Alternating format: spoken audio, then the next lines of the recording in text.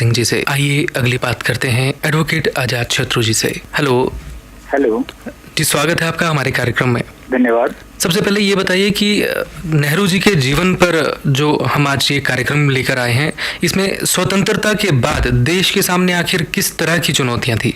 ऐसा है कि आपको पता है, जब हमारा देश आज़ाद हुआ था जी, तो उसके बाद से ही अब नेहरू जी को प्रथम प्रधानमंत्री के रूप में चुना गया।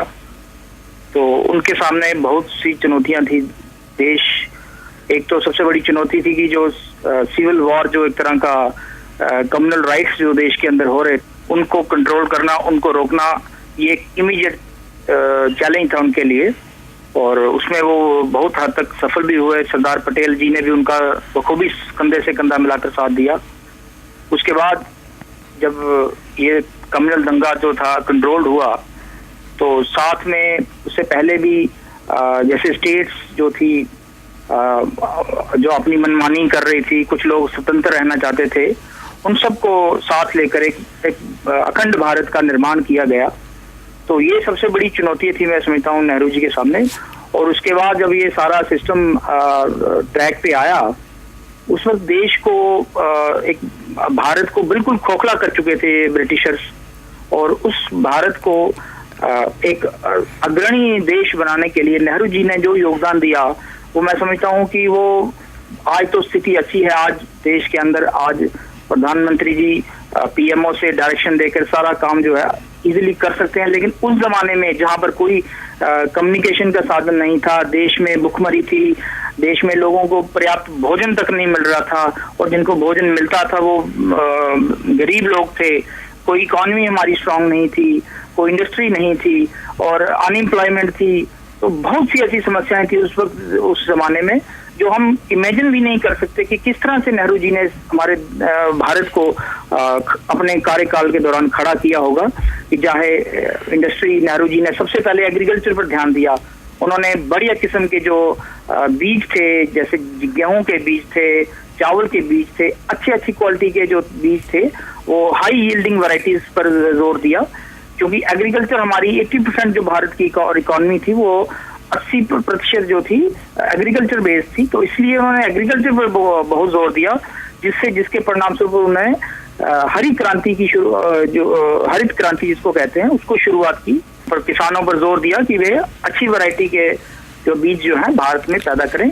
जिस समय की आप बात कर रहे हैं, इस समय भारत प्रगतिशील और सकारात्मक विकास की ओर बढ़ने, कदम थे वो भारत के प्रगति की ओर बढ़ने शुरू हो चुके थे। जी जी जी, उनके कार्यकाल में ही मैंने आपको बताया कि जैसे डोमेस्टिक लेवल पर भी उन्होंने सबसे पहले एग्रीकल्चर फील्ड को पकड़ा। उसके बाद उन्होंने इंडस्ट्रियलाइजेशन की ओर जोर दिया, कि जहां पर हमारे सबसे पहले इंडिया में उनके कार्यकाल में IITs, IIMs और नेशनल इंस्टीट्यूट ऑफ टेक्नोलॉजी जो था, ये बड़े बड़े यूनिवर्सल जो इंस्टीट्यूट थे देश के अंदर स्थापित किए गए, ताकि जो है हमारी लोगों को, हमारे भारत के युवाओं को, छात्रों को टेक्निकल एजुकेशन दी जा सके।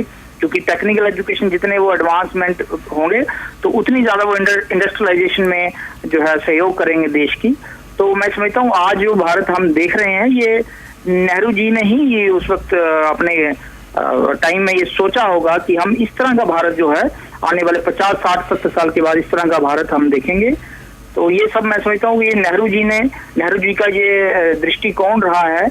कि इवन की उन्होंने फॉरेन पॉलिसी में आप देख लीजिए, फॉरेन अफेयर्स भी डिपार्टमेंट उन्होंने अपने पास ही रखा था। उसमें भी उन्होंने विश्व स्तर पर नॉन अलाइंड मूवमेंट, जिसको नैम के कहा जाता है, वो चलाकर उन्होंने, उस वक्त 2 गुट बने हुए थे, कि रशिया था और एक USA था। तो उन्होंने कहा कि हम लोग जो है वो अभी इतने काबिल नहीं है कि हम लोग किसी एक गुट के साथ जुड़ जाएं।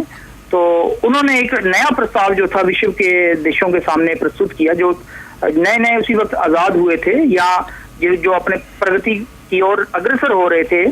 तो उन लोगों को साथ लेकर उन्होंने एक नॉन अलाइंड मूवमेंट के नाम से जो था एक संगठन, विश्व स्तरीय संगठन बनाया, और उसका नेतृत्व तक किया उन्होंने, जिसमें फ्रांस और भी कुछ देश जो थे उनके साथ चले। जी। और उनका नेतृत्व संभाला।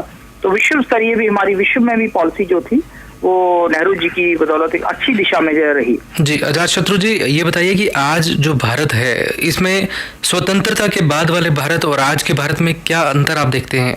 क्या उनके जीवन के मूल्य और सिद्धांत किस तरह से भारत को विकसित कर रहे हैं?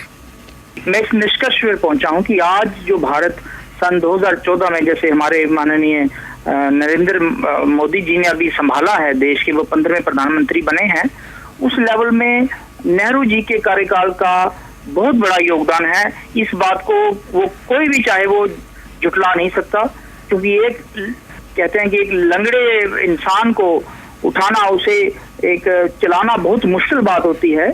तो एक आदमी जो चल रहा है उसको हम और एनर्जी देके, थोड़ी सी एनर्जी देके ज्यादा उससे आउटपुट ले सकते हैं, लेकिन एक जो बिल्कुल खत्म हुए सिस्टम को एक चलाना, मैं समझता हूँ किसी एक मुर्दे को जिंदा करने के समान जो था नेहरू जी का कार्यकाल रहा। जी, आपने हमारे इस कार्यक्रम में हमसे बातचीत की, आपका बहुत बहुत शुक्रिया। धन्यवाद। भारत के प्रथम प्रधानमंत्री पंडित जवाहरलाल नेहरू जी की पुण्यतिथि पर यह विशेष भेंट वार्ता अभी आपने सुनी।